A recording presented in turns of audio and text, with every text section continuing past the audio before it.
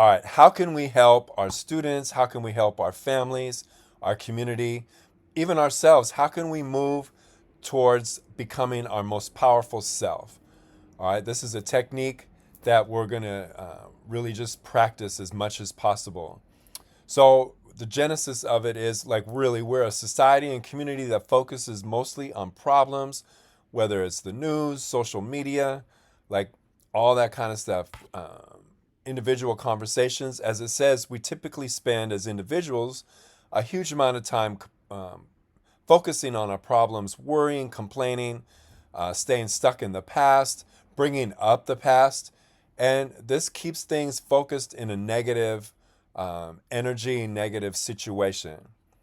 So, why not practice this stuff, which is called solution centered therapy, problem solving strategies, and they revolve around asking questions that will help someone you are helping. And again, you can use this with yourself. I do all the time to move towards discovering their own solutions.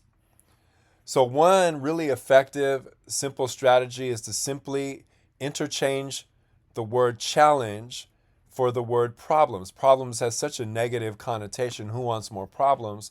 But challenges can really like get your mindset around like, oh, maybe I can work through this. And this is really asking us to let go of the limitations that we have placed on ourselves based on all the problems that we focus on. So here's really a question that's a good way to start. Like, look, if your problems were solved, what would that look like? And you can do this in a journaling session. You can do it over Zoom. You can do it talk, right? But all of this is really leading towards actions, which we'll talk about at the end. So if your problems were solved, what would that look like? Man, that's such a powerful question, right? Because it forces people to start looking at, solutions. This next set, it helps guide, next set of questions helps guide us towards gaining a new perspective on the problem. Um, we just really have to start looking at things from, a different angle, a different way of looking at it than what we typically do. Tell me about times when you don't get angry. Tell me about times when you felt the happiest. Like these are all leading questions based on whatever the situation is that someone is going through. You can tailor these to, whatever it is. But as you can see, it's not forcing in a negative way, but it's really making people start thinking more towards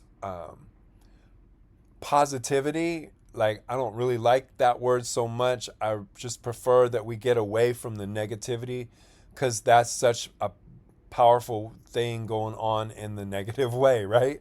So, what can you do to change the situation? You can start looking at when things were better because that really gives you confidence that you can make changes and that all is not lost.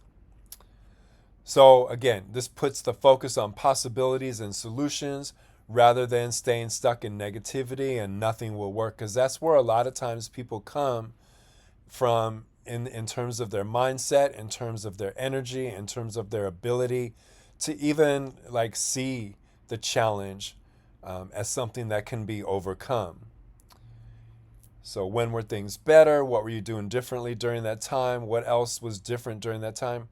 It's just, once again, it just opens it up because you kind of close yourself off.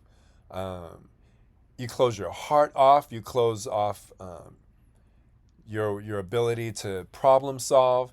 You start limiting yourself in terms of the situation, and that's not who we are. We're definitely capable. So at the end, now we want to move towards actions, right? So now that you've allowed yourself to create an idea or even a vision of how to solve whatever the challenge is and kind of get a better perspective on how your life could look, right?